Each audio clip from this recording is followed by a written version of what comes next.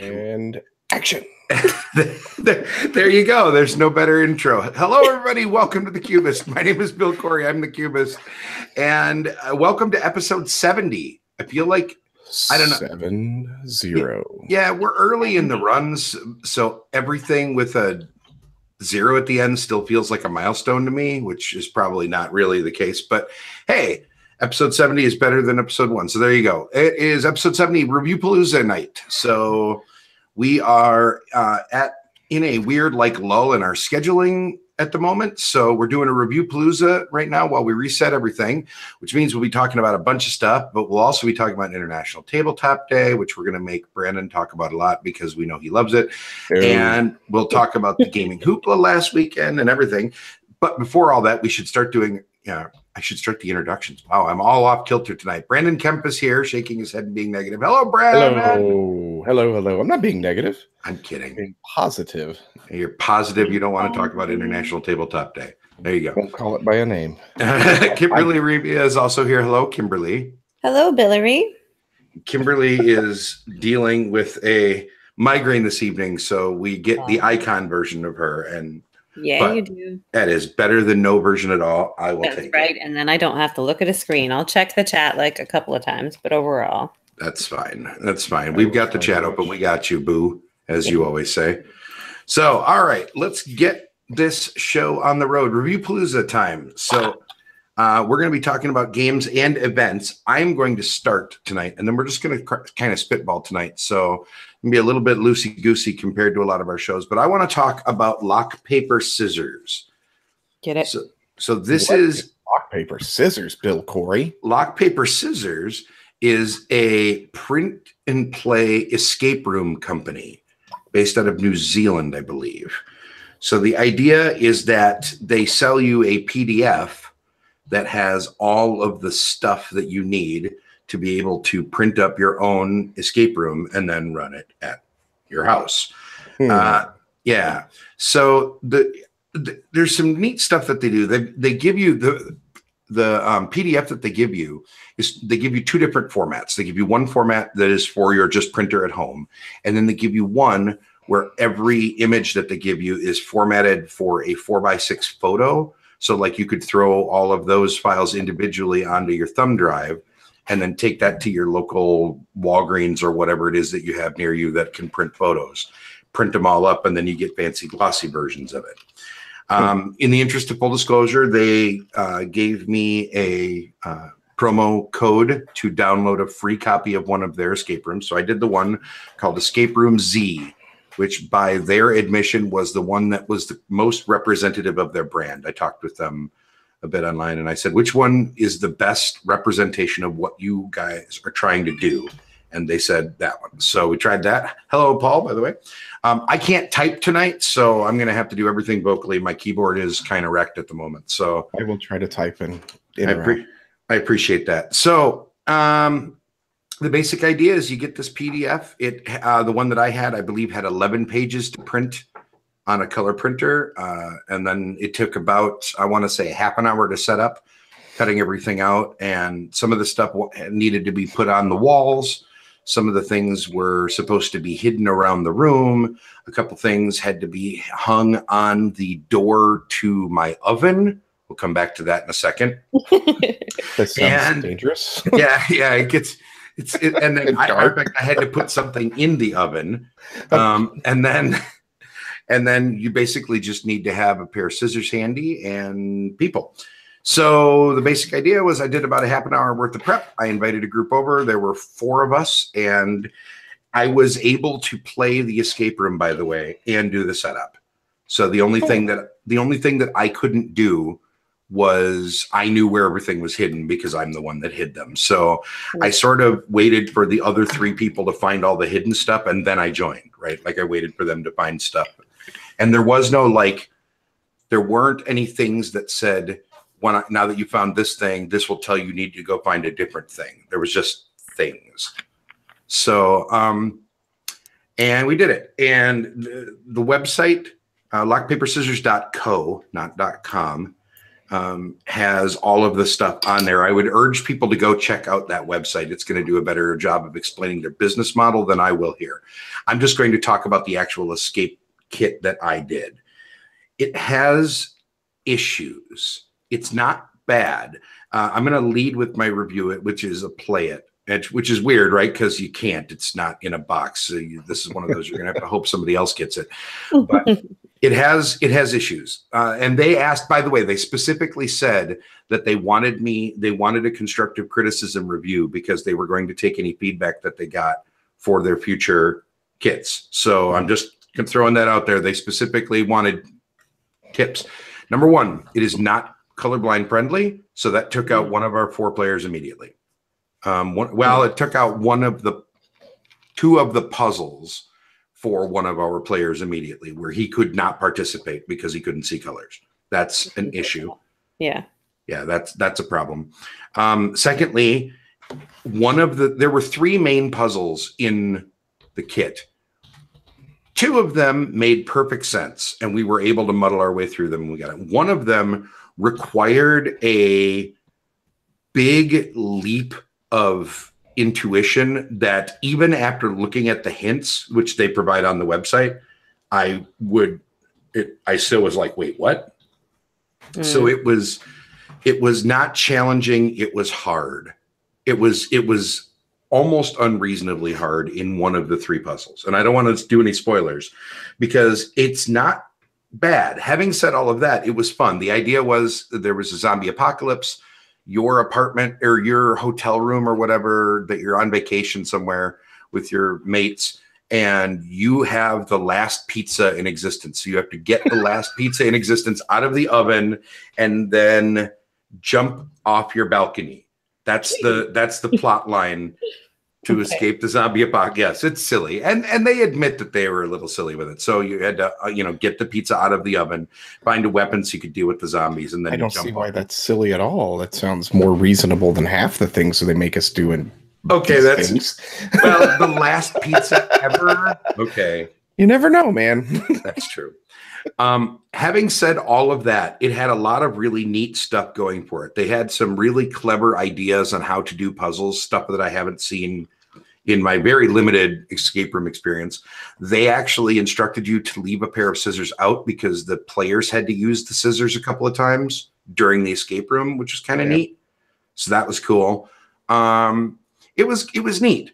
I think that they've got a good idea. The reason that it doesn't get a buy it, even with all the issues, because I did enjoy it, and I think there is definitely room in this space for this, because the idea of a PDF that you can print, it's not resettable, but you could print it as many times as you want. Once you have the PDF, you can do this kit over and over again.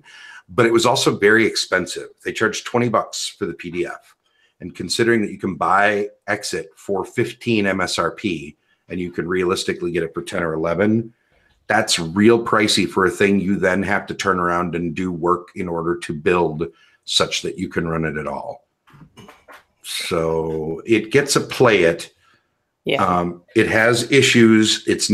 They're not broken issues, except for the color blindness one. That was just dumb. There's no reason there couldn't be symbology on there to, they could have fixed that, and they didn't. So that was dumb. But other than that, Lock, Paper, Scissors, Escape Room Z. I would urge people to go check out their website, though, lockpaperscissors.co.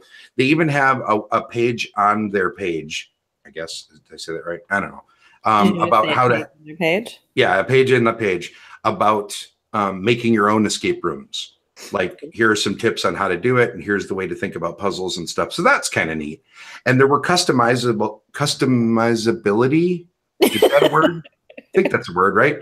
Yeah. If it wasn't before, it is now. It doesn't feel like a word in my mouth right now, but I think it is. Anyway, they send you lots of customizability options in that PDF also, including very, very high-res versions of some of the little pictures. So you could make like A1 size printing, like poster size pictures if you wanted to. Yeah. You could make super big. So that's neat. But, so I will give them, I haven't played it, but I will give them some backing on the price, just because if you compare it to going to an actual escape room, how many people does it play? I mean, it's an escape room. It plays as many people as you want to be there. Right, exactly. But if you go to a physical escape room, it's $25 a person. So sure. You know. Yeah, but it didn't feel like a real escape room. I have done real escape rooms. It wasn't that in depth. It wasn't that in depth. That's unfortunate. No, it was good. I mean, it was neat. It wasn't, it wasn't the only thing. Look, this literally could have been, the four of us could have sat around a table and done all of the same puzzles and missed not a bit of the content. All right. Like there's no, yeah. So, I mean, it was fine. It wasn't that in depth. Like, you know how the escape room in a box, that's the name of their company, right? It's so generic that it's the two women that made this really fancy escape room where they like actually physically send you locks and stuff. Oh, the werewolf experiment one? Yeah. Yeah, that one. Like that's expensive, but you understand why, right? Because you're getting all this really like physical props. It's so expensive, but it's my favorite of those kits. Right. Yeah.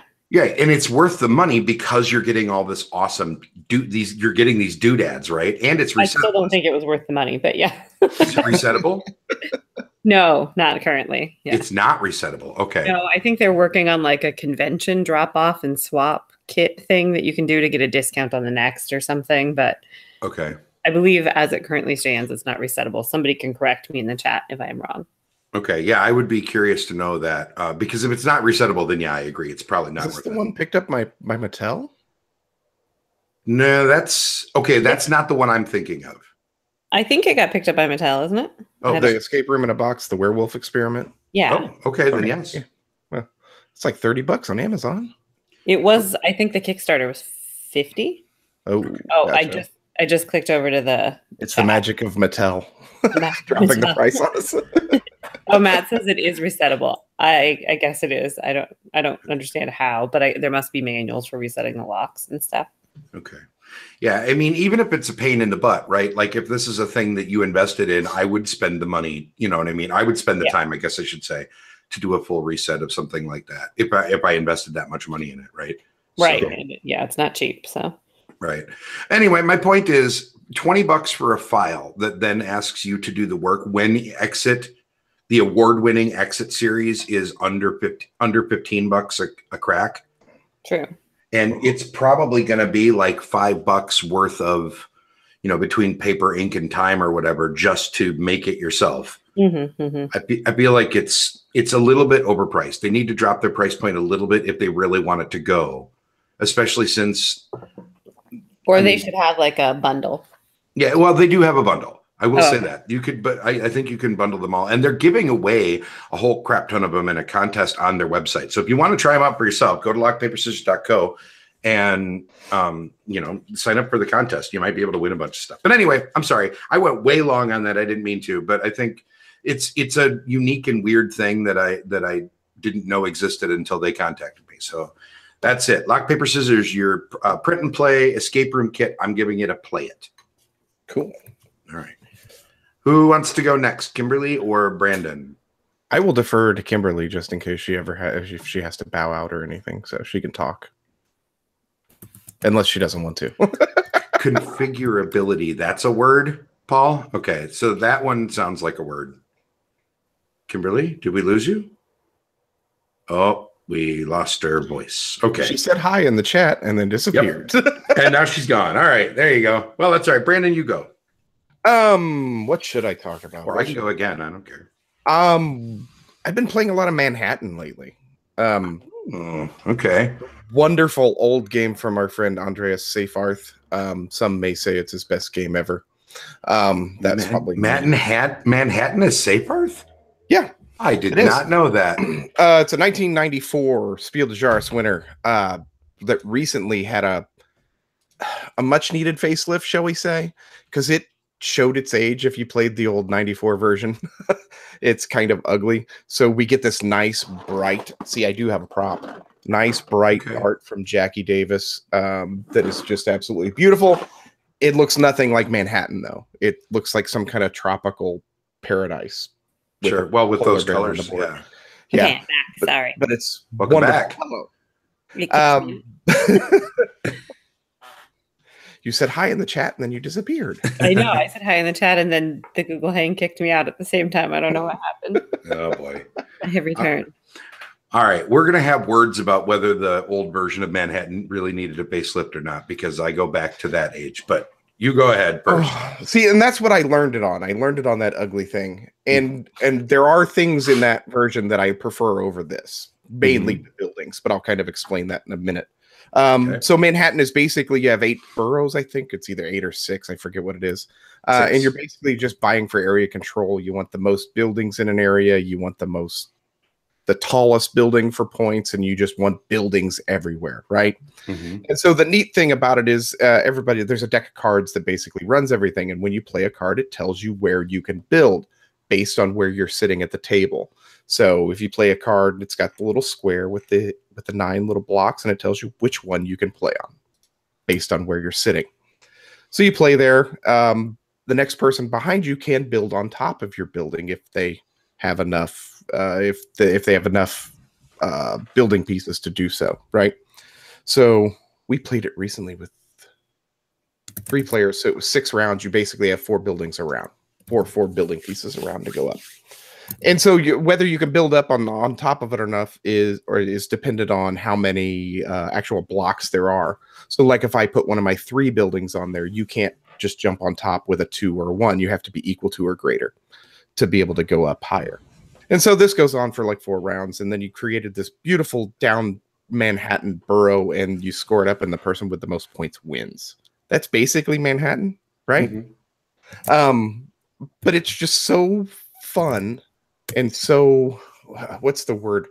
Confrontational while being fun. It's not. So there's no ifs, ands, or buts about it. That you're not going to not interact. You're not going to just be able to build your own building somewhere and not have anybody mess with them. Somebody's going to come along and you're going to lose things. And it's good-natured fun that way. I like interactivity and meanness like that though. So yeah.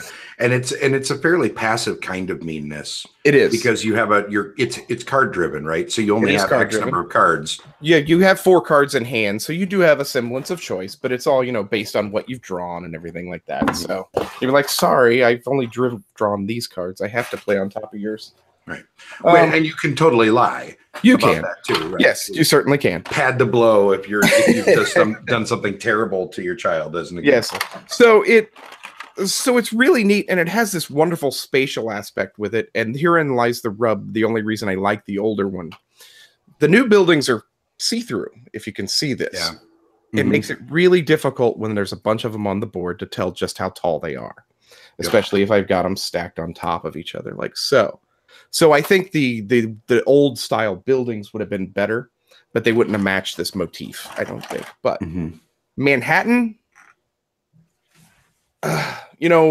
If it was brand new today, I would still be pushing it to everyone because I think it's a fantastic game. And I think it probably, of all the Spiel des Jahres, it's up there in my top 5.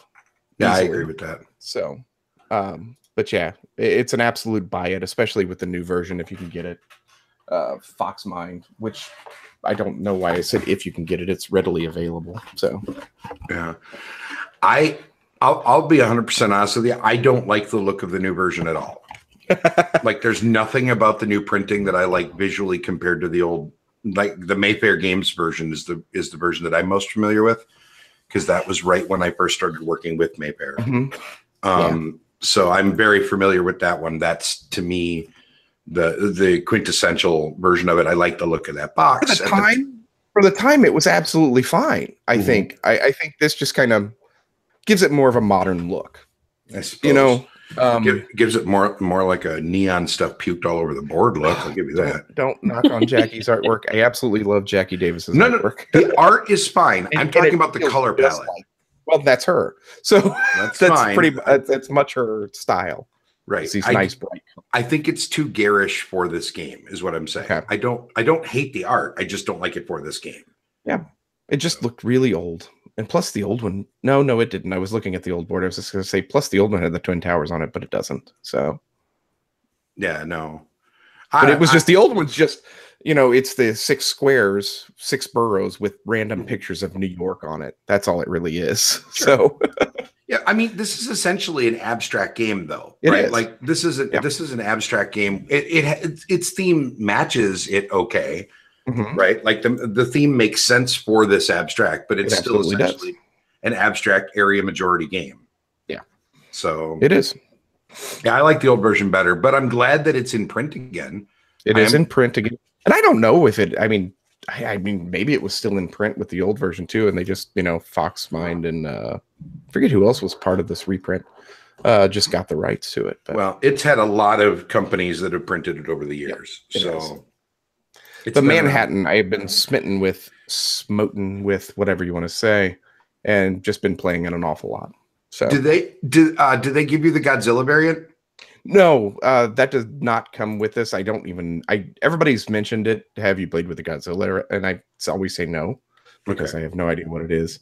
So I'll look up at the Mayfair, the King Kong, all the other stuff. Yeah. It's basically just a variant where every time you play a card, he walks 1 space in that direction from wherever he is and knocks over the thing that he lands on. Okay. A little obnoxiousness for it. Yeah, it's just a little bit of extra chaos to keep to keep it so that way somebody doesn't lock down a block. Yep. It makes it so that way the boroughs can be competed over and honestly it makes the game a little bit more giggly and a little bit less strategic, but it's a fun way to play. And you can recreate it without those rules in the box. It's not hard. Yeah. So. Oh yeah, I'm sure you can just go with it. All right. So Manhattan is a buy it, huh? It's an absolute buy it. And it is the greatest Andreas Seafarth game he has done. We will fight. I kind of want to have that fight. That could be fun. I mean, the only ones that I can think of off the top of my head is Puerto Rico and this. Oh, but Airships is him too, and I really like Airships. Airships is him as well, and so is Turn Taxes, which also won a Spiel of Jars. So, yeah. Yep. All right. Airships might give this one a run for its money. I really like Airships a lot. Yeah, I know you taught it to me. Airships is Airships is so good. So, Kimberly, that's me, Mario. I'm so sorry. It's okay. Why would you be sorry? There you go. I try not to say that. Oh boy, that's all right. Do you have a game you want to talk about, Kimberly? I do. I'm going to talk about more than one game, but for right now, I'm going to talk about one. Good. Because I'm magical like that. Hold on, let me open my BGG page on my phone so I can get the name right. Okay. I'm going to talk about The Mind. Mind. Okay. The Mind, which is designed by Wolfgang Warsch. I'm hopeful that's somewhat the name. I'm rooting for you. Yeah, baby. We don't have our official mispronouncer of names with us. I know. That's why I'm just going with it. All right. Go with it. Okay. Neither Matt or I own the actual version of The Mind, but we watched a little BGG clip of Eric Martin playing it like 2 months ago and decided to just look up the rules and use a deck of the game cards. For anybody who doesn't know what The Mind is, it's like a hand management cooperative game using cards numbered 1 through 100, where you do not communicate. And the first round, each player gets a card, and you have to play them consecutively from the bottom up. But you may not communicate. And in the second round, you play 2 cards each, third 3 each. And if you misplay one, you lose a life. And there's these other little things called shuriken. I don't remember. Shuriken. Is it shuriken, like throwing stars? Yes, that's what they are. Okay. And you can use those, and then everybody has to play down their lowest card in their hand, so it gives you an idea what everybody's holding. Because, normal sane people organize them. We've played it just 2 players, Matt and I. We've played it with the kids. We've played it with as many as 6 players, even though I guess technically it only goes to 4. This is what happens when we don't know. We don't know the actual game. And it actually worked fine with 6 people. It is an enjoyable, weird little like social experimenty game, right? Because you have to read the other people at the table. There's a lot of like staring at people, awkward giggling, the awkward silence. And people like starting to put a card down, pulling it back, you know, like putting your hand toward the center and like, and for different levels that you survive, you can either earn an extra life or a shuriken. I think the highest we got within a group was the 5th level. When Matt and I played it 2-player, we got to the 8th. I did have my first experience where we had accidental traders, though, this last weekend playing with my family. Accidental traders? Accidental traders, yeah. My brother-in-law, he had both 16 and 17 in his hand and played the 17 first. Oh, no! Oh, oops. The 16 down after, like, oh, no! This is a thing that happened. He also was playing very much to, like make sure he got rid of his cards in every round, no matter what. It didn't matter if they were correctly placed in order. He wanted to be able to be like, yes, I won. I got my hand down. So, you know. That's not how this shedding works. game for him. That's not how this game works. Absolutely not. So, yeah, Evan was an accidental trader. We still will keep him, but, you know. It was enjoyable. And it's funny. We play with gummy bears instead of, because we don't have the life cards and the shuriken cards. So we use different colored gummy bears. Nice. Yes, but I did realize we were accidentally incentivizing the small ones to play a card in the wrong order. Oh, there you go. Oh, we lost a bear. Yeah. I mean, a life. Yes. Gotta get rid of that one. That's awesome. It's a thing. The It's way you enjoyable. play It's this is almost better than the game itself at this point. How dare you talk about the game? Well, I haven't played. Oh, okay. No, it's enjoyable. It's definitely not a thing that would be for everyone.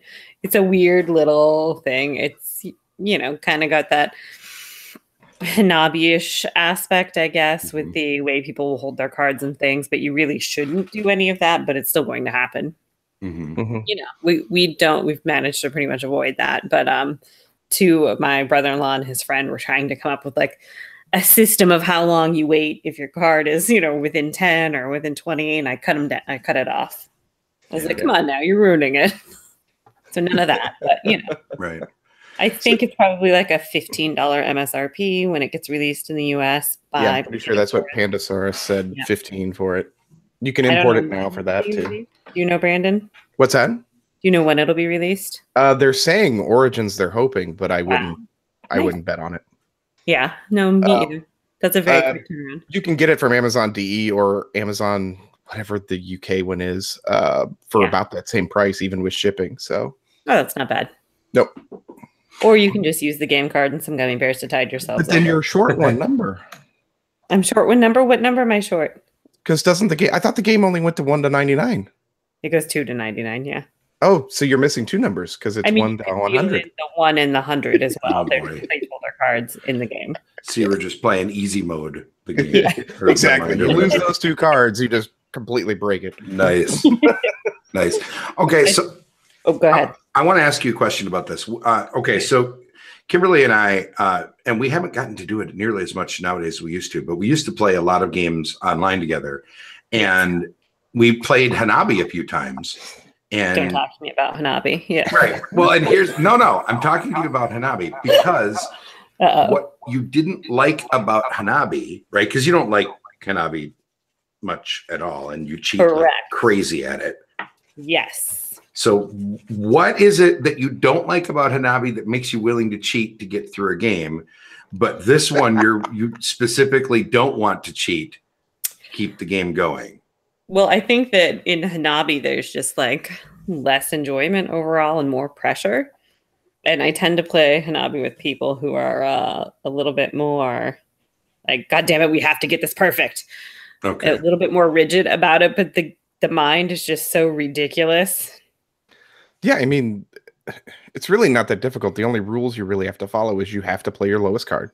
Right. You can't break the system by playing your 99 and wiping everything out. Yes, unless you were Evan. Yeah. And don't count. And don't count. Yeah. Yep. Okay. See, I adore Hanabi still. I know you do. And this kind of pokes at the same part of me that likes that. So I'm just trying to figure out where the difference is. You know what I mean? Like this feels like a spiritual successor to Hanabi, yet you hate the first one and like the second. So I'm just trying to say that I hate Hanabi. It just seems like there's always at least one really rigid player who really gets super wrapped up into what should be a relatively quick, enjoyable little game. It's more the players of Hanabi that I don't enjoy. Hanabi can be gamed a lot easier. Right. Take from the left, take from the left. Yep. Mm-hmm. See, but I don't. Okay, so I do that kind of stuff when I play Hanabi, but I don't think of it as gaming the system. I think of it as mnemonics, right? Like ways to remember what it is. It is, but yeah, right. But I mean, that's not gaming. That's making up for an imperfect memory. Like, you know what I mean? Like, to me, that feels not the same thing as like counting in the mind, right? Like counting in the mind is literally sending signals, you know what I mean? Or like developing a signal system. Hanabi, you don't do that. You it's just also definitely not allowed. Right. Yep. Right. But I mean, you know, my point is the implication is that doing that sort of thing in Hanabi is like wrong too. And I would argue differently, but all right, I got you. Yeah. All right. So I haven't heard an official rating yet. Buy it, play it, forget it, or burn it. I would rate it as a buy it. To buy it, or I mean, as a play it. I said that completely wrong. My apologies. I definitely think it won't be for most people or for large groups of people, but I think it's enjoyable and silly, and if you go on with the right like mindset about it. I also think I wouldn't be shocked if it got a Spiel nomination. It will be more than likely. Sure, if the game did, I can't imagine this wouldn't. Right. Yeah. And Wolfgang Warsch right now is probably as hot as any designer is around with what is it, Dick Quacklesaber, De Quedlinburg, and then the Illusion game. I think it's called Illusion. And then he's also that one. Mm-hmm. And then he's also the guy who did Gone Sean Cleaver. So he's got all these games like right here that all just came out that are just kind of just tearing everything up. Yeah, he's had a hell of a year so far. Yep. Gotcha. All right. I'm going to be that guy. Uh-oh. I want to talk about Kitten Casualty, the game. The company that makes Kitten Casualty, Total Fame Limited, this supplied a review copy of this and sent it to me. And it is a game about, and you can insert your own air quotes here, kind viewers. It is a game about playing kitten cards from your hand, and they are worth points. And then when you have a certain number of those points, you can become the Dark Overlord. Of kittens? Of apparently kittens. So you might have an MLG kitten. I was unaware there was a Dark Overlord in kittens. Continue. Or a catfish kitten, who I think lures you to other sides of the country with misleading photos. Oh my God. Or a warrior kitten. I was kidding about the catfish kitten. It isn't really about that. Or whatever. And then there are cards like skip. So people's turns can be skipped. If that looks familiar, you can see where I'm headed here. Yeah, that sounds terrible. Some kittens, like Catman, oh, that's very more cute. Points than others. The rules are basically draw one, play up to 3. You have a hand of 5. If at the beginning of your, or at the end of your turn, you have 0 cards. At the beginning of your turn, I think it is. If you have 0 cards in your hand, you get to draw a new hand of 5 before that turn starts. Once you get 500 points, you get to be the Dark Overlord and eliminate a player. You can also collect the 5 body parts. Hang on. Let me find you one. Of the... no, I'm not going to be able to find one because I talked about it. The Kitten Lord. So here are the Kitten Lord's legs as an example. And if you find all 5 parts of that, you get to become the Overlord as well. And you can eliminate a player. It's not good. Sounds terrible. I'm sorry to the creators. No, well, here's the deal. It sounds like it's not my kind of game. I should be more specific. No. It is. Here's the issue. Okay, they are remastering the game and going to Kickstarter with it this month. Okay, so there's going to be I'm sorry, in May. Sorry, next month technically, because it's still. It's still. We have hours left of April. Yeah, exactly. So they are rejiggering the game and changing some of the rules because I think they found out after they released the game that there are things that are fundamentally broken in this here game that was sent to me. Well, I'm glad they're addressing the issue. Right. So here's what I'm going to say. The old version of the game is a burn it. This is an actively bad, broken game. However, what they are going to be doing with the new version of it when it goes to Kickstarter in a couple of weeks, I think is going to be much better. I think that they have updated the art a little bit to make things a little more visually distinctive. I get the feeling that there were some mechanics that they will have realized that do not work. For instance, there are some cards that you cannot play, okay, because you can only play them in reaction to being eliminated from the game. Okay. So if you get that card in your hand, remember the rule is draw 1, play up to 3, and if you run out of cards, you get to start a new hand. Okay. If you get one of those cards, you then will get to the point where you are drawing one and playing whatever it is you drew until somebody gets around to killing you. At which point, so it fundamentally breaks. There came a point in a player elimination game where a game that should have been 10 minutes took us 45 minutes. Oh no! And the last 30 of those 45 minutes were 2 players trying to eliminate each other. Oh no! Well, I'm glad they're addressing it. Yeah. So my point is the new version, I think, will address those issues. So I would urge you to check out kittencasualty.com if you want to be updated on that. If the themes, here's the deal. We had fun because we recognized that the game was broken and we were having fun with it. But it's not good currently. So the new version, I think, will be better. And I'm rooting for them because I think that it's super cute what they did. But it feels like they were trying to capitalize on exploding kittens, or that was what the other players, one of whom was a very casual gamer, said. It's like exploding kittens, but not as good. And I've never played exploding kittens, so there you go. Kitten Casualty, the review copy. Sorry, folks, it is a burn it, but the new version I think you should check out because I think the new version will fix the issues that it has. There you go. Good to know they're listening. I hope so. Yeah. Or at least pretending to listen. There you go. Exactly. All right. So let's talk about Saturday. Let's talk about it. Or do you want to talk about another game first? Or do you want to talk about Saturday? Anybody? I can do another game. I would like to talk about another game at some point, but it doesn't have to be right now. Yeah. Okay. I tell you what. Go ahead and do that now, Kimberly. Go for it. Okay. I would also like to talk about Sherlock Holmes Consulting Detective. Another Spiel des Jahres winner. Sorry. Which one? Oh, snap. Which one, Kimberly? Sherlock Holmes is a pain in the ass. The first one or the Jack the Ripper one? The regular whatever. And Matt has a different version than that's out right now. And it was just, he had to find it for me in my app to log it yesterday because I clicked on like 9 different things and then gave up. Okay. Because none of them are quite right.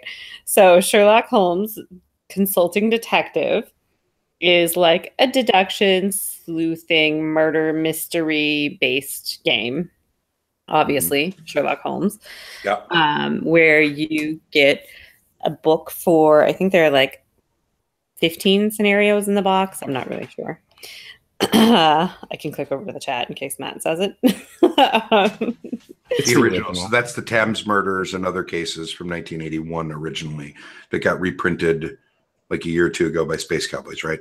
That's the one you're talking about. Sure. I mean, that's not. His is the older one. There we go. The Astari, okay. Yeah, the Astari one. Got it. Okay. And let me see here. It is designed by Raymond Edwards, Suzanne Goldberg, and Gary Grady. Okay. And yeah, his version is published by, how do you say that? Astari? Astari. Okay. And you get a book with different numbers which coordinate to a map. Like they're like map coordinates that you can look up in the book, like 24 Northwest. Mm-hmm. And you can look in the book and it'll give you these little like story plots under each of these things. You're visiting either a place or you're talking to a person like a suspect or a witness or whatever. And then you basically just use all of that to deduce what you can until you feel confident that you understand and you've solved the murder and varying things that have to do with the murder, but you don't really know what those are until the end, until you get to the question point. And you decide when you're done. There's not, you don't hit a point and it's like, good job, you've solved the thing. You say, okay, I think we know what it is. Let's check the questions and see if we can answer them to see how we score for this case. We did so poorly. Yeah. So poorly. It was amazing.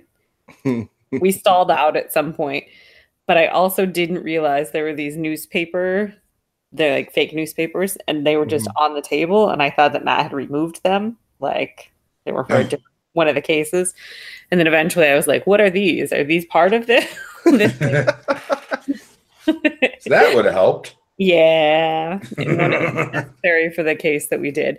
We went to, I think, 29 locations. Yeah, that's a good negative score. Yeah, baby. Especially because the actual case could have been solved in 4, I think. Yeah. So we went to 25 extra locations. We did find the murderer. We were able to solve a fair amount of the things when it got to the question point, but the extra 25 locations we visited, you get -5 for each of those. Mm-hmm. So that sets you back, you know, just a wee bit there. It was enjoyable. I was already like mid-migraine-y, trying to keep it at bay, so I also probably wasn't nearly as focused as I could have been, but I actually really enjoyed the way the game plays and how it's very open-ended. It's very like, here's the materials, figure it out, which I enjoy. I like puzzles. I really like deduction. It hits perfectly for me. Aw, hi, Christopher. Gotcha. I don't know anything about the current publication. I'm not sure who does it now. I know it's got like 42 different Cowboys. names. Yeah. Space Cowboys? Yep. Asmodee, Space Cowboys. Yeah, I have no idea how much it costs or how many of the scenarios are in the box because it's Matt's and I didn't really look through it. I just saw it on the ground a couple weeks ago at his house and asked about it.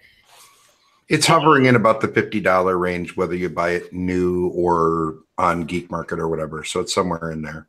Whoa, it's kind of expensive. I don't know that I'd say it's worth that, but maybe I'm not. I think there's maybe 20-ish. It definitely has. There's a lot of in Matt's version, which hopefully has been corrected. There were a lot of typos and like spelling errors, which can throw you off because you read these little prompts and you're reading them aloud. So it throws the flow off, if nothing else. But there were plenty of them that we were like, "What?" And you have to read it again and figure it out. Yeah. It's definitely, if you like deduction games, I think it's got a lot of bang for its buck in the amount of scenarios there are in the game. I imagine each one probably takes like an hour to play. So, and it could easily be sold after that. I would give this one a play it plus. Okay. I'm going to ask you the thing everybody asks about this, though. Is it a game? Oh, yeah. Okay, that's fine. I like deduction. They say that about every deduction thing, though, right? It is very puzzle based. Puzzle based activities still feel like games to me, but it won't for everyone. Yep. So I've only played the Jack the Ripper one. So the second one that came out. Yeah. And I vehemently disliked it. I like to think that I like puzzles like that, and this felt to me more like an escape room in a box kind of deal than an actual game. Which I love, but yeah. Right, which is right, and there's nothing wrong with that. It's just but I would rather do an escape room in a box. Yeah, I don't know why and I don't want there to be a score at the end. Like I just want to wade through the thing, figure it out, and be like, okay, I figured it out, or I didn't, and here's why I didn't, and that's fine. But I was annoyed with the whole idea of there are points and the way that it was structured. That just irritated me. Yeah, I think people think that you have to give that something to shoot for, you know? Otherwise, it really isn't a game, right? Otherwise, it is just you going through the book, doing a choose your own adventure thing, and eventually hitting on it.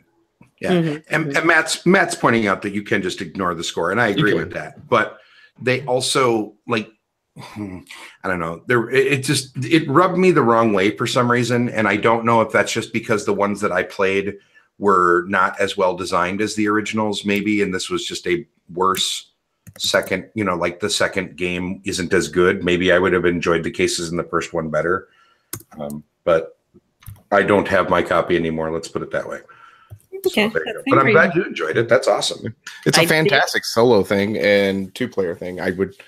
I take it to Christmas every year, and we basically play it with 10 people, and it just becomes a madhouse. So I was going to say that sounds like a chaotic. Yeah, it is. Brawl. We don't really play it for a score. We play it just to Just see what happens. Yeah. Sure. And in general, I did as well, but I just, for some reason, something about it like rubbed me the wrong way. But I'm really glad that you enjoyed it, because most people do. I think I'm the outlier on this one, and I freely. I would like to. It's definitely a thing that I could see playing like a case every other week until we've gotten through them. Yeah. Unlike our Pandemic Legacy, which we're apparently never going to finish. Yeah, I have thoughts about campaign games. I actually want to talk. I want to do an entire episode on those. I'm into that. I think there's a lot to say about those lately. So, yeah. Hey, Brandon, you got one more before we start talking? I do. If you want to do one more, I'm going to ask for a little bit of help here, Bill. Okay. Have you ever played Lost Cities? I have. I love it. As a matter of fact, it was on my list of stuff to talk about. Okay. I have too. How? Okay. Well, yeah, Kimberly, you can help me as well. Then Yeah, I should have excluded you. I'm apologizing. So how do you play Lost Cities? Violently. Play a card, draw a card. Play a card, draw a card. Okay. I've not played Lost Cities. Okay. I've played Celtus, which is, as far as I know, the same thing, except for we can go down instead of up as well. So you can go from high to low as well as low to high. Okay. Sure. So my introduction into Lost Cities is Lost Cities to Go. Das Abentur, if you will. It's a new game from Cosmos. It's a 2-player only Lost Cities, which I guess Lost Cities is 2-player only? It is a 2-player game. Okay. So basically what it is, it's Lost Cities with tiles. So it's a little small box thing. It's only in German right now. There's no word if Cosmos is bringing it or not. But it's absolutely fantastic. Yeah. Basically, you just start the game and you throw all the tiles out in the middle of the thing, right? You've got 2 places in your camp that you can store things on. You can set them off to the side, and then you're building the rest of it. I don't know if the scoring is the same in Lost Cities. I think it is that you start with -20 if you start a row, right? Yep. It's just like that. But you're building from 2 to 10 in this way in 5 different colors. You have bet tiles. I don't know if those are in Lost Cities. Okay. So you could pull those, flip them, and put those in your rows. And then it also has what is it called? A thief tile as well, where you can kill a face up tile or a face down tile. Oh no, that sounds like the worst part of Battle Line. Well, so it's all kind of mushed together here. So what this now, where was I? What was I going to say this? So that's what this is. Basically, on your turn, you flip a tile. You decide whether you want to keep said tile and start a row, or you want to put it in reserve, and you go from there. And it's just Lost Cities to Go, and it plays like in 10 minutes. Yeah. And it's absolutely fantastic, and it's fun. And I beat Gabby so much she threw the box. She said, "I am never playing this game again." So I've ended that game at -10. Lost Cities to Go is sorry, Paul. It's Reiner Knizia. He's done it. I've been on this kick where I'm doing Celtus. We've done Celtus Das Kartenspiel. We've done Mitbringspiel.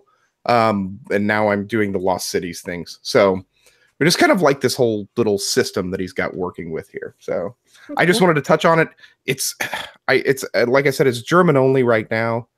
But I think I got it for like $12 shipped from Amazon DE. And it's just really fun and really fast, and it's portable. I mean, you just stick it in a baggie and go if you want to. So Lost Cities is already pretty portable because it's just a card game. It's a card game, right? I mean, they give you a board that shows you where the 5 discard piles go, but you can definitely just have 5 discard piles, like you could have the deck of cards and it would be fine. Yeah. The only issue with the regular version of Lost Cities is that they made the cards like tarot sized. Okay. So they're embiggened cards, which they definitely don't need to be. Like they're not regular playing size cards. Okay. Right. Yeah. So they absolutely should I think could be regular size cards. Yeah. And I'm really, but the art is really nice on the original version of it. Which Yeah, these are little tiny tiles. I mean, literally, they're like that Yeah. big for your tiles, so you're not really paying that much attention. You can just tell the colors and the numbers. Sure. Some of the colors, I think the 2, 3, 4 have it where if you pull them and put it in there, you can pull another one of the same color. I don't know if that's the same as in Lost Cities. But I just wanted to mention it because it's really fun and really well worth it for people who like these 2-player Lost Cities type games and want something a little different. Yeah, Lost Cities has always been my favorite 2-player only game. Like it is the game that I always go to. I actually played it on Saturday at the Gaming Hoopla because I had Friday. Yep. We should have just done a Knizia thing because we could have talked about Medici, we could have talked about Winter Circle, we could have talked about Lost Cities. All right, we'll do Knizia Palooza. Wait, no, it doesn't work. Reiner Palooza. There we go. That one, Matthew loves. Yep. All right, we'll do a Knizia-thon. We'll do a Reiner Palooza in a future episode. We'll probably name it better than that because I can't have everything be a Palooza. But yeah, we can do it, dude. Cubist Palooza. Oh God. There you go. All right, there you go. Yeah, no, but I love Lost Cities. So the idea, I mean, I've just had a little bit of extra doodads to it, right? The thief, I don't know that I can. Yeah, you can't just sell, Lost Cities, the card game in tile version and expect people to buy it. Well, I guess you could. You probably could. If you made Lost Cities, but even smaller, because it's already in this size box, right? Hint, hint. Yeah. This is what I was going to talk about in a minute. Oh, so Lost Cities is like that. Okay. Yeah, it's this size box already. It's not like it's not portable. It just isn't pocket sized, right? I don't even have anything. It's just a little bit bigger than like the Ravens of 3 Cherie box. It's something I'm looking at, or Shahrazad. So it's like a rectangle box. That's all it is. It's the Cosmos 2-player. Yep. It's the Cosmos 2-player line size box. Yep. But we've been having a lot of fun with that. Nice. Yep. Nice. Oh, I also played Kingdoms by Knizia. I just played so many Knizia games this last week. That's all right. Make up a word, Bill. Whatever. It's embiggened I think that's really a word, damn it. Embiggened. It feels like a word. All right. Mike, a while back in the chat, asked about Altiplano because his copy is getting here tomorrow. So I'm going to talk about it because I ordered it from Germany months ago and have been playing it a fair amount, although I have not gotten it to the table in the last few weeks. I will say that I am still not even close to tired of that game. I really, really like it. It is the Orleans killer to me because it just feels like it feels like a sandboxy version of a system I already really liked. It just gets rid of some of the weird twitchy parts of the Orleans system. Like the whole books are pretty much all powerful and you have to do books. And if you're going to be competitive in the game, it takes that part out and instead makes there a million different paths that you can take. I love that there are a ton of different kinds of chips, so that way you actually have to think about, if I'm adding this to the bag, this is only going to be useful in very specific circumstances. Unlike in Orleans, where everything can be used in like 5 different spots, right? Here it's like, okay, if I get this stupid silver thing, right, it's great and it's worth points, but it also does nothing in the entire game. Like there's nowhere I can use it. So I have to be really careful about that. I really like it. I think it's pretty. It's not that bad of a table hog because you can arrange things however you want, right? Because those boards. It's in a big circle. But I mean, you could make it oblong or a box or whatever. Like it's easier to stuff on the table. Yeah, it's a lot of stuff on the table, but you can configure it. It's easier to customize the space for that than there is a game with a folding board where you are stuck. Here is a board. Here is another board. Yeah. So I really like it. I'm just going to say right now that if I don't know, you're already going to know if you like that style of game. It's a bag builder, right? But this one is really a deck builder. It had a couple things that I really liked about it. I loved that it felt like a deck builder more than Orleans did because you had to, you didn't just throw things in the bag. You had to reset. It's got a discard pile. I like that. But it just felt like there was too much. It tried to do too much to me. We played it like 5 times over in January, and we sold our copy fairly quick. It it just felt like it was trying to do too much with that system, and I think Orleans kind of nailed it. If Orleans had that bag building thing, with where I don't reset, which you can easily do, right? I think I don't know. I still prefer Orleans. See, and I think the reason that I prefer Altiplano is because I want that wide open sense of I can do a bunch of different things with my game. I don't have to do. It's going to get you bogged down if you have people that are sitting there going, "Oh, I've got so many freaking choices." Well, and that's players, though, right? I mean, that's also the game. It kind of just opens itself up to that. How about that? Not in any of the plays that we have had, and we have a couple people that are AP prone, and they didn't have that issue with this game too much. So, my experience has been different, but I will say that I like the idea of a system rather than an A to B. And Orleans feels very A to B, right? Like you have to do certain things in order to be competitive in Orleans. Yeah. You still have to do certain things. And not really. You have to fill orders. You have to do those. No, you don't. Yes, you do. I've 5 won. games I've not seen a person win that didn't fill orders. I have. So. Because I have won without spilling orders. That's my point. I think there's a groupthink thing that can get in with certain games if you play with the same people over and over again. I have won a couple of times. The one thing I would argue that houses are more powerful than orders, but yeah, I get what you're saying. And this is your mileage may vary kind of thing. Yep. I would never tell anybody don't try it for God's sake. For sure. Yep. I'm happy Renegade brought it over. Sorry? I said I'm happy Renegade brought it over, but yeah, for sure. And so, Mike, I think you're really going to be happy with it. I think it plays great. And yes, I do love the Colonists. It is in my top 9, Paul. Absolutely. Matter of fact, the thing just went around on Instagram last week of the top 9 collage of game photos, and the Colonists was on there. Altiplano was not, actually. I like it. It is not top 9. It's like top 20 for me. But the Colonists is top 9. So yes, I absolutely love it. I haven't played the Colonists in a long time now. I know. I need to get it back to the table. Maybe I'll start playing solo. I don't know. All right. Real fast. I want to talk about one new hotness. I played Space Base yesterday at the Gaming Hoopla. Huh? The AG game. Yes, the AEG one.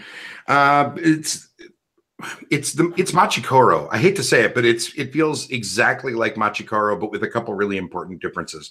You start with an array of 12 cards numbered 1 through 12, and on your turn you roll 2d6, and everybody at the table can use those dice. You can either use the sum or you can use the 2 dice individually, and then you activate the cards you have in front of you. Every card in front of you has a blue side, which is what you do when you roll the dice, and a red, which doesn't get activated until you replace that card. So if you buy a new card that fills your 6th slot, you'll take your 6th card, flip it upside down, and tuck it under your board, therefore only showing the red part. That's what activates on other players' turns. And you're usually going to gain money or income or potentially points. And then there are 3 rows of cards that you can buy. There's a marketplace full of, I want to say it's 15 cards plus 12 like prestige cards. And those cards do a variety of things. They give you more money. They give you points. They give you income. Some of them have charge tokens. So when you roll that number, add a charge token to it. And when it is fully charged, you can remove all the tokens to do some special ability. The card that I immediately started grinning when it popped out on turn 1 of the game was a card that if you get 5 charge tokens on it, says you win, but it's on 12. So it only activates on you rolling boxcars. But then there are other cards that allow you to manipulate charge tokens. So I was trying to manipulate the charge tokens over to my you win card while everybody else was just going for straight up points. But the base victory condition is first person to get to 40 points triggers endgame, and then the person with the most points wins. It's essentially a race game. It feels like Machikoro done right. I liked Machikoro when it first came out, and then I played it more and I fell out of love with it hard and ended up giving away my copy. I disliked it so much.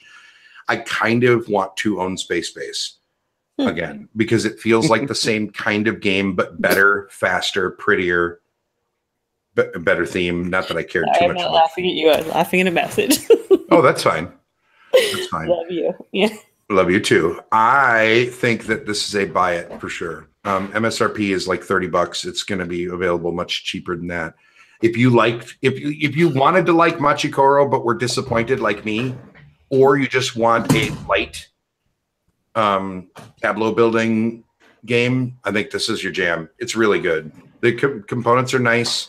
The cards are these weird, like skinny. They're almost the same cards from like Wind Up War that came out a little while. The like pack of gum size cards. Have you ever seen those? I know what I'm talking about. I can't describe them because I don't have any on me. They're about the size of a pack of gum. Size cards, those skinny long things. Yeah. Okay. Yeah, they're that. Yeah, they're those. So they're hard to shuffle for my big sausage finger hands, but other than that, it's really good. I really liked it, and I will be picking up a copy of it. So it's a buy it for me because that's what I'm going to do. Cool. So that feels fair. That seems fair, yes. All right. So International Tabletop Day, did you guys make a big deal out of it? No. Not a big deal, but I played some games and taught some games. You went did the thing? Mm-hmm. I forgot that it existed until 3/4 of the way through my time at Gaming Hoopla because I was at a convention. So right. I was like, oh, yeah, that's a thing that I should have done. I was already gaming, so I guess I inadvertently tripped over celebrating it. So good job, me. We just call that Saturday. Yeah. For sure. They did so apparently the one thing that I heard is that the supplies of Wonderland there were issues with people getting copies of it. Have you guys heard any of these stories? Like there maybe weren't enough available ones, some places, not available other places. It was hit and miss from what I heard. You know, I just want them to stop doing exclusive stuff. I get it. Especially exclusive stuff that isn't that good. No. You know, is Wonderland not that good? It's good. It's just not that good. And it gets everybody frothing at the mouth because it's got that Beth Sobel art, which looks beautiful. And it's got Daniel Solis's name on it, who everybody loves Daniel.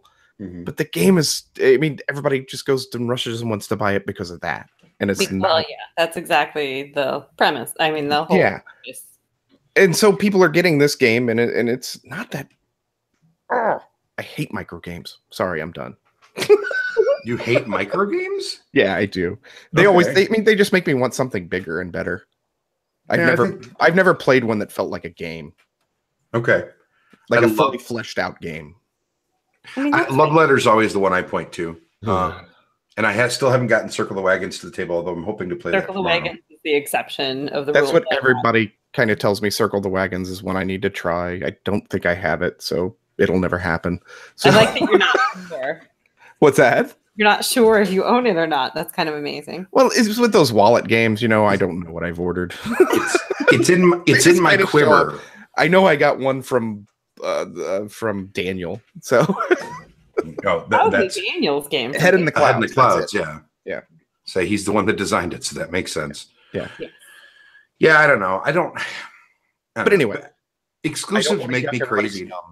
You know, go ahead. I don't want to yuck everybody's yums, but it kind of makes me sad that they create all this hype for games that are like that. I just dislike exclusive stuff all the time. Yeah, I don't love it either. I love Beth and I love Daniel. They're great people, and I like Renegade. You know, they have good tasting games and they do good stuff. I just would like us to stop with exclusives. I just want it to stop. And to their credit, they've never said it absolutely will not be produced.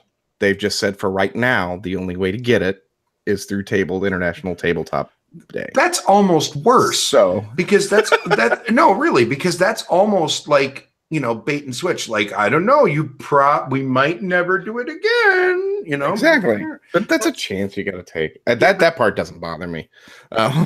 Exclusivity sucks. But right, but here's the deal. That does bother me. It does bother me if that's the implication, because that means that they're manufacturing demand, right? But they're manufacturing demand regardless. With the exclusive thing. My point is, sorry. I'm talking about. That's what I mean, right? Like it's either exclusive or it's not. If it's exclusive, then say this is exclusive. We're done. That's it. Mm-hmm. You know, if it's not really going to be exclusive, don't lie and say we don't know if we're ever going to do it, you know, or don't like try to paint it that way. Just say, I mean, if demand is there, why shouldn't they? Yeah. Yeah. Raxon, Matt, that's a really good example of this. Raxon had that viral marketing campaign, right? Where you couldn't buy it unless somebody invited you to buy it. Right. And there were everybody that were throwing invites all over the place, and we bit, right? Because we didn't know how the game worked. And, Rodney did that really great watch it played video for it, which was really good, by the way. Like, that video was excellent, even if you don't like the game. And nobody's playing Raxon nowadays. Right? This is a dead game. I still haven't played it.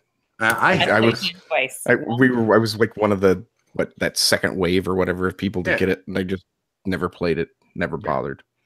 Because there's nothing wrong with the game, but it is a very forgettable game. Like the actual game itself, it's good, it's well designed. That doesn't make it memorable. But we were never under the impression that was exclusive to us to pass that around. As far as I know, I always knew that the game was coming.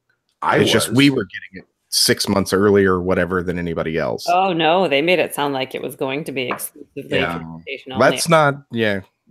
You may have had insider info, Brandon, that the rest of us didn't have, but I definitely thought that was the only way it was going to be. That's why I bought it. Yeah. Well, I thought everybody bought it because it's that whole marketing thing, and everybody's getting excited. I get it before everybody else. And, it was that whole marketing thing, and this is the only way we can get this game. And sorry if I suckered anybody. We'll have to look at my lineage and see. I'm reasonably sure that you got me. I think it was you. So screw you, man. No, it's fine. Here's the deal. I like it when companies take chances on fun stuff, right? Like that marketing campaign is cool. That's really neat. It's just the way that they did it.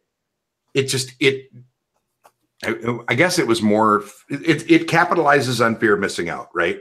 Yeah. Like it plays on that fear of missing out thing, which has always felt a little bit manipulative to me. It's like the early bird pricing on Kickstarters, right? Like it's the same kind of thing where they're trying to build up buzz, but in a weird, unnatural way, not a natural buzz of this is a really good game that you're going to want to get in on, but more like if you don't do this right now, you're never going to see this again. Right. That's one is manipulative, one is not. And I don't like the idea of that, but that's just me. That is, I speak for my own opinions. Direct all hate mail to just me. It's not anybody else. You can hate on me. I'm fine with that. So I'm so tired. The Gaming Hoopla was awesome, but I dragged myself way too much. I cannot stress this. And by the way, they raised over $20,000. That's awesome. For the Vince Lombardi Cancer Research Fund. That really is great. Yeah. Yes. So congratulations to everybody from the Gaming Hoopla for that. You guys run a fantastic event. I'm thinking about getting back involved with it on a more serious basis like I used to be back in the day. We'll see how that plays out. But for right now, they're just killing it over there. So congratulations to everybody from the Hoopla staff for an awesome event last weekend.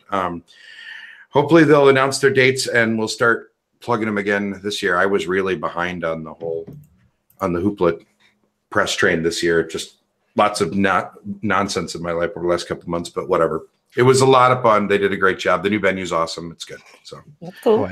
Glad you went and had a good time, Bill. Yeah, that's where I got to play Lost Cities and Space Base. That's the only reason I got any gaming in last week at all. It was awesome. Yes, yeah. Andrew, you missed everything. You're an hour late. You missed. You won't miss the end of the show. Hey, there's Chad. He's an hour late too. Daylight savings time is gone, right? Like we don't have everybody isn't an hour ahead or something. And I just got the Hey, Andrew literally just moved this weekend. That's fine. And Chad is probably sitting there playing some super secret games that he can't tell anybody about. So speaking of which, Chad, I want to play your prototype, your game at some point. Okay, so the chat room, by the way, for those of you watching on the other end, is asking for another hour, and I will give you that other hour. We'll just start over. It's fine, guys. Let's do this next week. Oh, because next week is the first Monday of the month, which means it's Cubist After Dark week. Oh, but so next week you get Kimberly awkwardly talking about butts, apparently. No, next week you get the double dip, right? Next week is the two shows back to back, the regular show, and maybe we'll just make next week the Knizia show. You want to do that? I don't know. Let's Matt, do it. Do you want to do the Knizia show next week? I invited him to be our guest. He's the Knizia boy. That sounds good to me. We have a couple. I wouldn't mind having Matt in here anyway to talk about something he's passionate about. That'd be awesome. Because you think he's pretty. I do think he's pretty. Of course he's pretty. I mean, not as pretty as me, but he's a close second. He's all right. Yeah. But no, next week is Cubist After Dark. So we will do our second show starting at 10:30 because we always do our super late show next week. So next week we'll do Knizia at 9 o'clock. And then the After Dark at 10:30 after that. So there you go.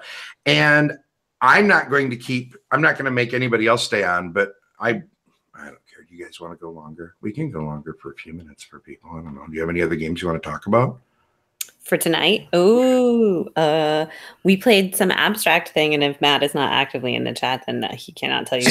Some abstract thing. Yeah. That's almost as good as I was going to say I played a super secret prototype that I can't talk about. See, it's basically the same thing. 1960. That's not an abstract. that's a super secret abstract. 1960. Is 1960 the abstract you were trying to think of? Because that would be weird. All right, Paul says keep going. I did play 1960. I could talk about 1960, and I see my boyfriend commented with that because he's a brat. Yes. Okay, we'll keep going, guys. Whatever. We'll give you a little bit more. Not another hour, probably, because Kimberly will die. I have had so much caffeine, guys. I'm on this till 3. No, you got this. Okay. 2 or 3. I've had so much caffeine to kick the migraine. It's ridiculous. Well, Brandon, this is not my fault. All right, talk about 1960. Talk about 1960. I'm going to go look up Yavalax. Okay. Sure. Keep going. What am I talking about? I don't know. You tell me. Okay, hold on. Let me BGG pull up my 1960 so I don't butcher things. Somebody else talk while I look that up. I'll tell you what. I played a classic. I played Goa for the first time in forever. Go on. I've never played it. Okay, so Goa, designed by Rudiger Dorn, published Hans im Glück originally. Z-Man came out with the new expedition.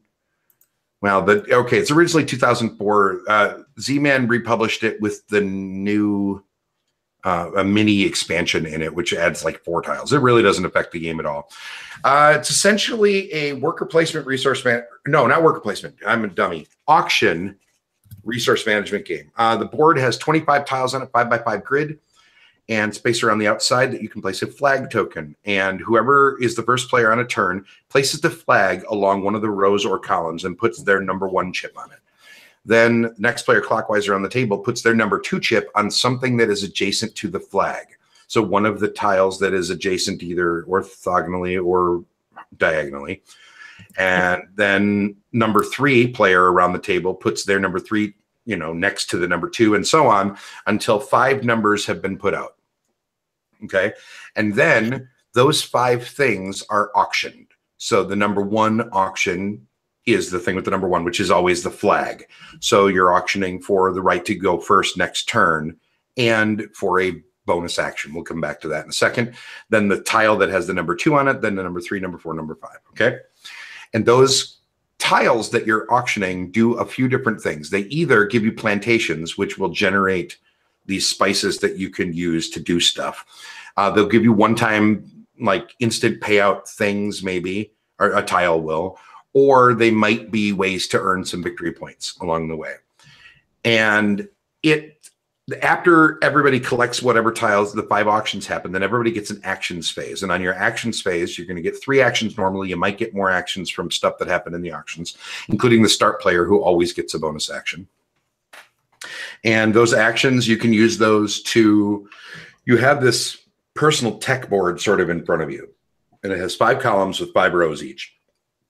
And basically, as one of your actions, you can either move a cube down 1 space in one of the columns to improve your ability in that column, or you can activate the column itself, which can get you ships, more spices, you can get more money, you can draw these expedition cards, which are like one-shot cards you can spend, or you can collect them for points at the end of the game, or you can try to colonize. And if you colonize, then you're grabbing these special tiles that have been set off to the side, which are like fancy plantations that you can add. And moving your cube down requires using those spices and spending ships.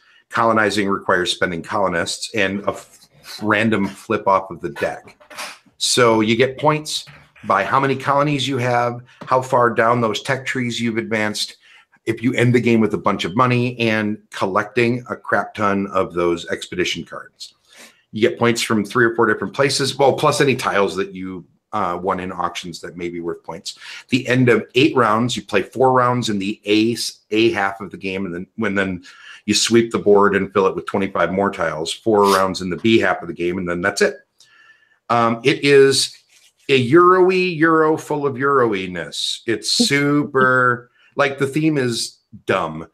You march you have a grid of auctions. What the hell is that, right? Like you put these little number tokens down and they determine what auctions are going to be held. And it's this weird spatial thing. So you're sort of like, I don't want you to be able to get that auction over there. So I'm going to put the flag over here. So that way the odds of it getting all the way over to that side of the board are low. That's dumb. The plantation, it's not super colorblind friendly, which is bummer. The spices are 5 different colors. They're like brown, more brown, green, white, and red, if I recall correctly. And so the white's great and everything else is kind of dark, right? So if your lighting is not amazing, that's an issue. Right. But it is a really, really solid game. The lighting comment is strictly for me because I like things dark.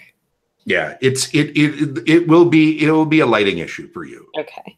But it's not untenable. It really should have been made colorblind friendly. There's no reason that there couldn't be 5 different little shapes of the spices, right? Like make 5 different kinds of tokens instead of just they're all shaped like bags right now. So that feels like a mistake, and I would like to see, you could definitely, I guess substitute other stuff.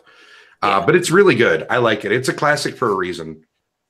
It's been around the entire time. I still love my copy. I'm really glad I got to play it for the first time in forever this weekend.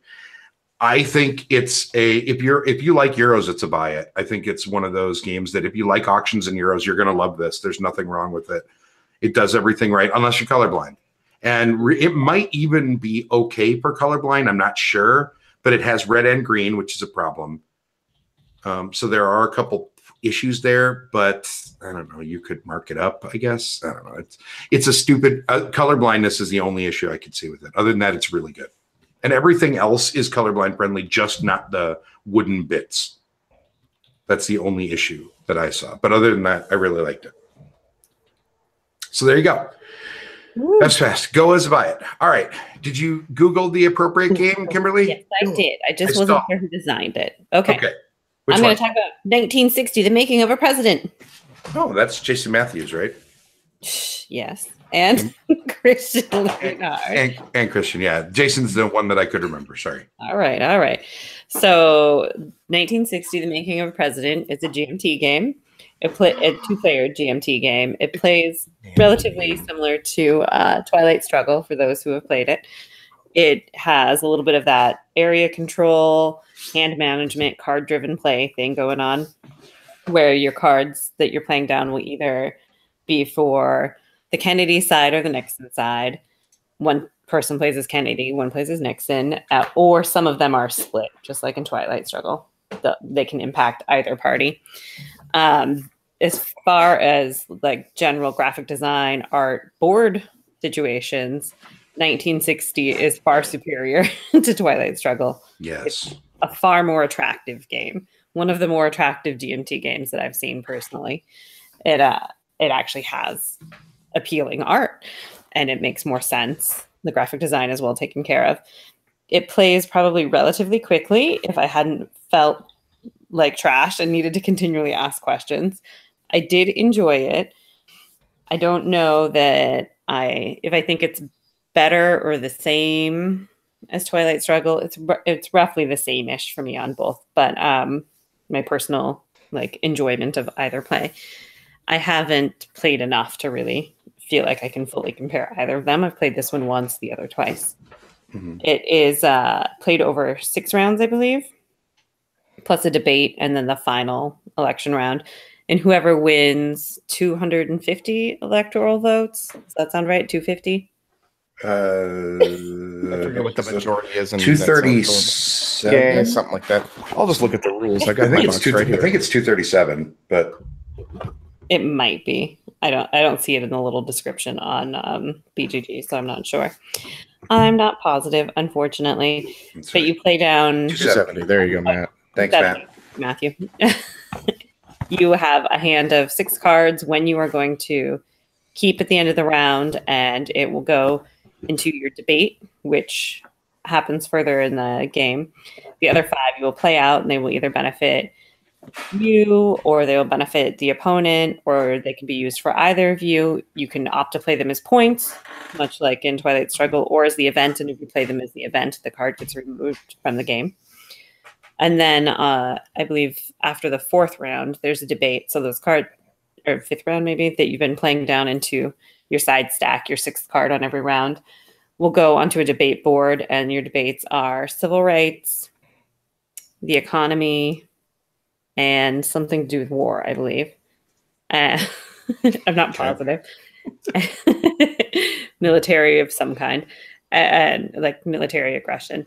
And each card you've played down will have a symbol on it, indicating which one it is, and you will play it to your side of the debate board. The first person to play, or once 2 cards on one side of the board have gone down on a debate item, you total up the CP, the points on the cards, and you award a winner of the debate, basically. And then at the end of the game, any unclaimed states that, if you haven't taken them over yet, will either go to the person who has media influence over the region, or to the person who would normally have it blue or red on top of the state. See, this is where I got messed up in the beginning. I actually asked, what if nobody gets that many electoral votes? I missed that they would get awarded to somebody no matter what. Mm-hmm. Right. I thought that some of the states would just stay naked, and then I mean, they do, but not in that way. Not in that way. That they wouldn't have control, and I just wasn't sure how that would work out then. But also, yeah, I just generally didn't feel great, so I was having a hard time focusing. Sure. I enjoyed it. I think it would probably be like a 90-ish minute game typically. We had to stop and make dinner in between. So it took longer than it should have probably. But if you enjoy games like 2-player head-to-head games like that, I would say it's definitely a buy it. If you don't, then I'd rank it as a play it. Yeah. I played the Z-Man version, the original version. There's a Z-Man version? Oh. Yeah, Z-Man. It was Z-Man first. Is that why it's better? I think that's probably why it's prettier. Like, I know that the art is different in the GMT version when GMT got the license. It's not the same art. But I think that they were like, well, we're republishing this. It probably shouldn't be boring looking. And not to rip on, I don't mind GMT at all. But my point is, like there was a precedent that needed to be met somewhere along the way. Right. But yeah, I know the art's completely different, but I'm saying that I think that the precedent that was set before kind of held them to a slightly maybe different standard than they would have been held otherwise. I don't like any other of the card-driven games that I played, and I like this one because I like the theme. It definitely, you have to stop and read and each card, which can take time. I feel like they're games that would highly benefit from multiple plays. Yeah. Because you know how these cards are going to impact other things. Sure. That's actually my main criticism of Twilight Struggle. Right. Is that you have to know the deck forwards and backwards to play competitively. You can't just, like, if you play against somebody that knows how the deck is built, you will lose every time. That is not necessarily the case here, I think. Mm-hmm. Which is why I like this one a little bit better. But your mileage may vary again. I'm glad you enjoyed this one, though. I think this is a good game. I'm glad it's back in print. Yeah, I enjoyed it quite a bit. I would definitely play it again. For sure. And I'm a sucker for election games, right? Like, even bad election games, I still get a little bit of extra love for me. Like, what is it? Road to the White House, the Mayfair Games game that they made forever ago, is not good. It's a roll and move election game.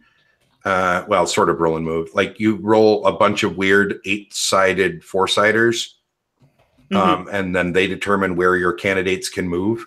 So if you roll badly, you might not be able to go to the places that you want to go to campaign.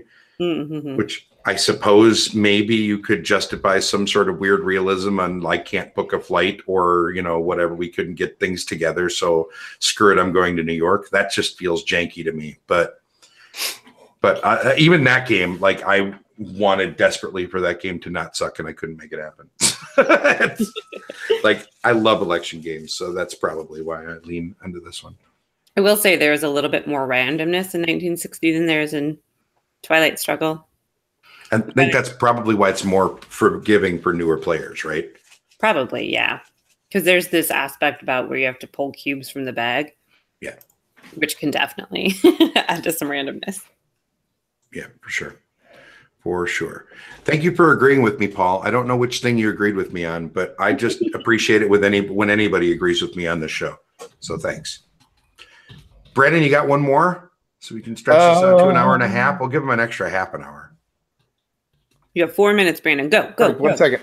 I had something in mind and now I completely brain farted because 4 minutes.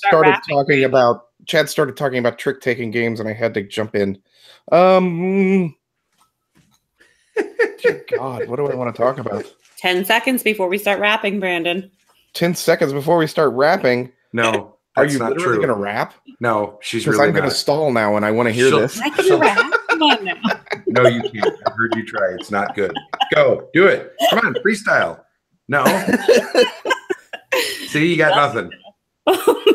Oh, thank you, Paul. Yes. I think the deck knowledge in Twilight Struggle is what he was agreeing with me on. Yeah. Oh, yes. Yeah. And any game where you have to have prior knowledge in order to play it well bothers me, right? Like unless it's something really obvious, like here, I'll do a callback to the Colonists. In the Colonists, if you tell people, look, the major source of your points in the game is going to be getting your merchants to work. So you have to make sure that you're prepared to get merchants into play and then have them doing jobs, right? But you can say that in a minute. You don't have to say, okay, by the way, you're probably going to see the Africa scoring card twice or something like that because the deck will reshuffle at this weirdly awkward moment. So be ready for that. Oh, I did. Last time we played Twilight Struggle, I forgot that was a thing. That the cards could come up again. And I was like, all right, well, Europe's already happened. Oh, no. Yeah. Yeah.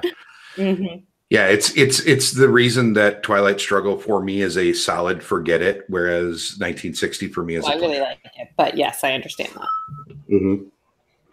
All right, look, dude, we stalled a lot. Okay. Are we after dark? No. That's next week. After dark. This is not after dark. We'll still talk about it. I'll just use clean language. That's fine. That baby. Is it Cards Against Humanity? Because I'll end the stream right now if it is. What's Blue Orange Games sent us a box of games. Basically, they're all kids' games, right? They sent us a list and said, hey, do you want to review these? And I let Annabeth pick 2 of them. So I said we would review 2 of them. One of them is Pool Party, which is a neat little dexterity game that I'll talk about later.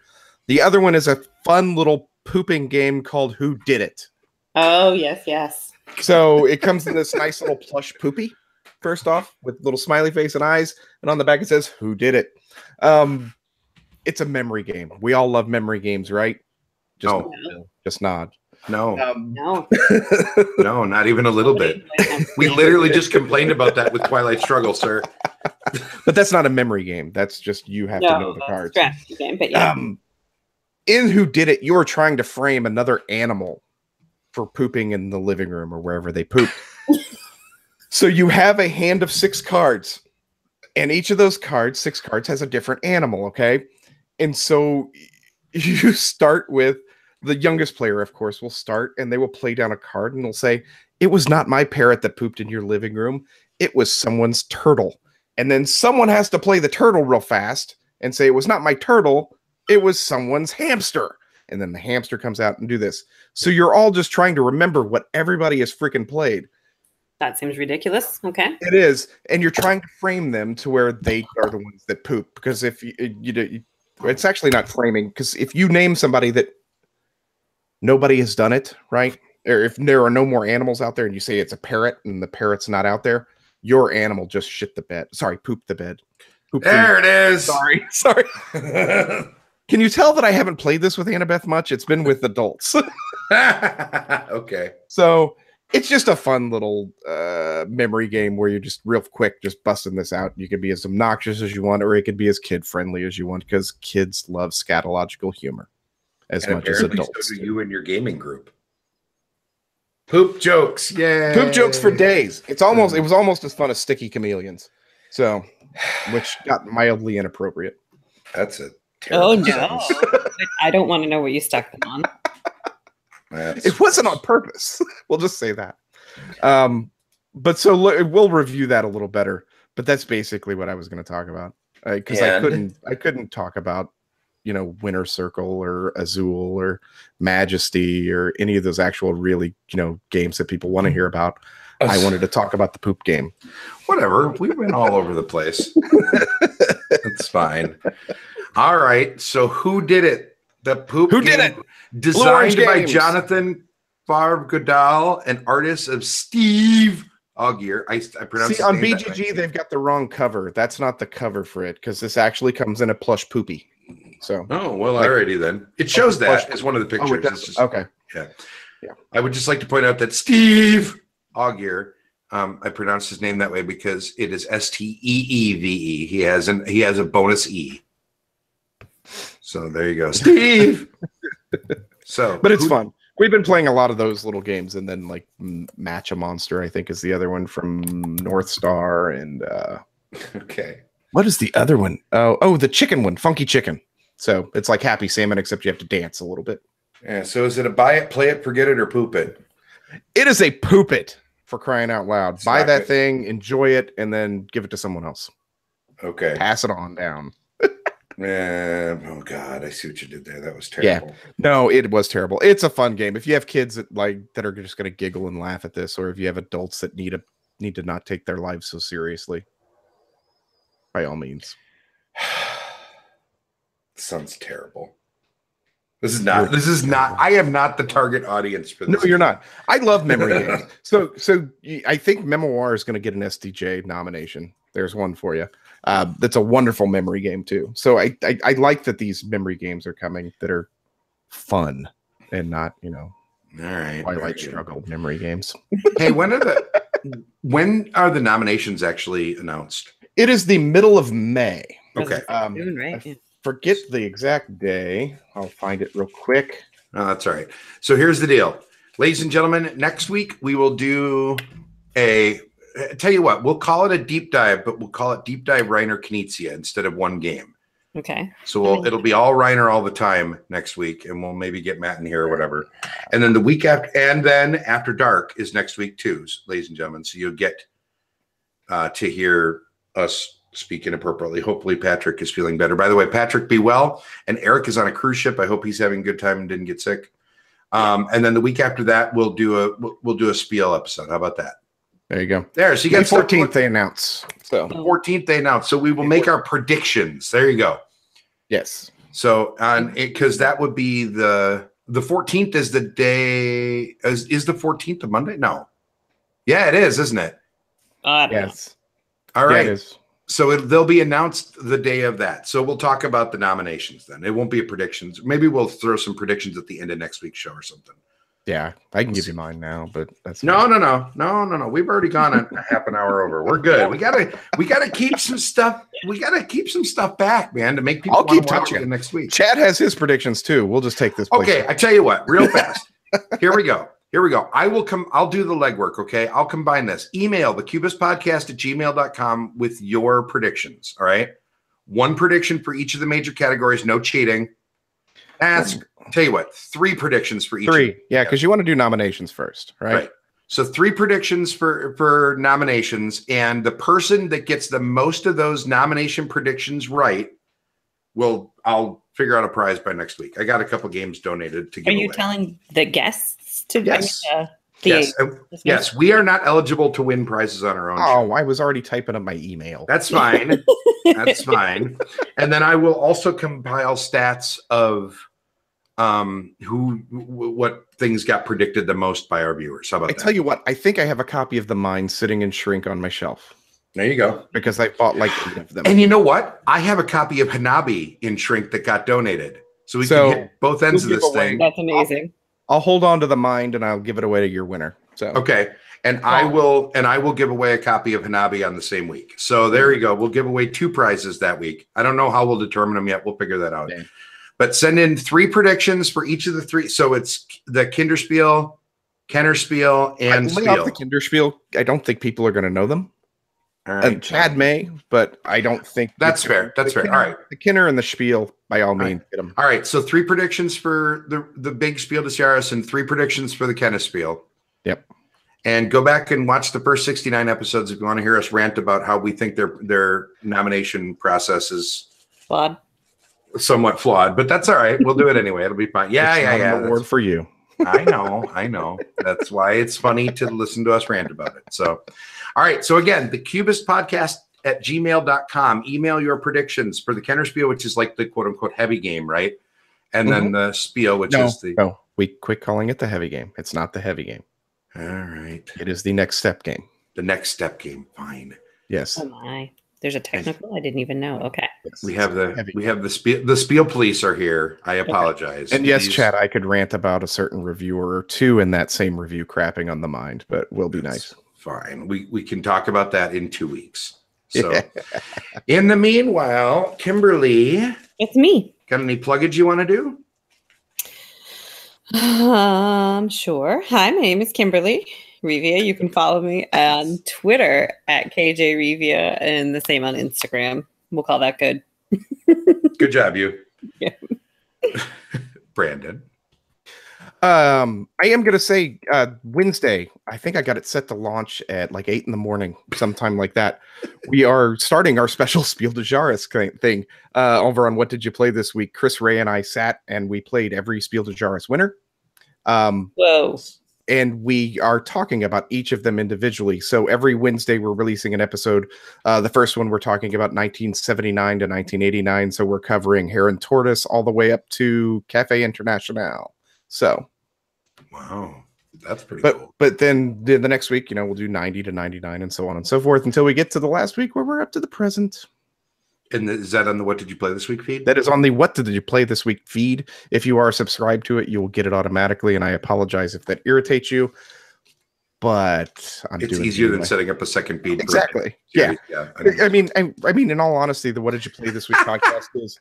What did you play this week? It's the conversation thing. It's the Capital City Cardboard Critics. Yes, Chad, we are very aware of that, and we discussed it in great detail about how wonderful that friggin' game is, but how wrong it looks. Yeah. Cafe racism indeed. It is a fantastic freaking game, though. And then now we've got the Spiel des Jahres thing, and we're thinking about doing like game histories and stuff like that as well. So nice. Very good. And of course, thecubistpodcast.com is where you can find all your stuff about the Cubist Podcast, which is a proud member of Punchboard Media. Where we all bring something to the table. Ooh, Kimberly taking the ball, running with it this week. Good job. Nice. Hit up thecubistpodcast.com. Don't forget to hit the subscribe button if you are not already a subscriber to the YouTube channel. We appreciate it. The more subscribers we get, the more features we can unlock on the YouTube page. There is an actual reason to do it, not just that I want more human beings watching the show. Like the more subs we can get, the more stuff we can do with YouTube. So spread the word. We appreciate it. Let's get out of here. Everybody have a fantastic week of gaming. Thank you so much, everybody. Yeah, see, I have never forgotten once, Chad. I've never forgotten once, dang it. So everybody have a fantastic week of gaming. We will see you next week for After Dark and the Reiner cast. It was not my cat that pooped in the living room. It was Bill's parrot. Have a great week, everybody. See ya.